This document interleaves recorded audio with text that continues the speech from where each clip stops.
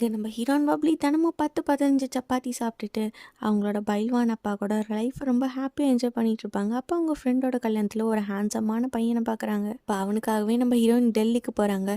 10வது ஃபெயிலாக இருந்தாலும் பரவாயில்ல, அவனை எப்படியாவது தூரத்துலேருந்து பார்த்தா போதும் அப்படின்னு சொல்லி ஹீரோனோட ஃப்ரெண்டு கிளப்பில் பவுன்சராக இருப்பாங்க.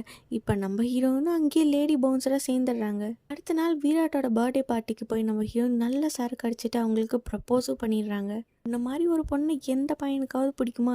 நீ பல அட்டம் பண்ணியும் 10th ஃபெயிலாக இருக்க.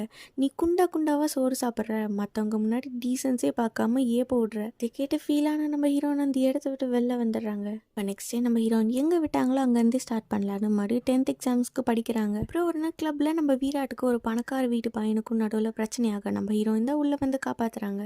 அதில் இம்ப்ரெஸ் ஆனால் நம்ம ஹீரோ நெக்ஸ்ட் டே நம்ம பப்ளிக்கு வந்து ப்ரப்போஸ் பண்ண, நம்ம எப்படி இருக்கோமோ அப்படியே ஏற்றுக்கிறதா ட்ரூ லவ். உனக்காகலாம் என்ன மாற்றிக்க முடியாது.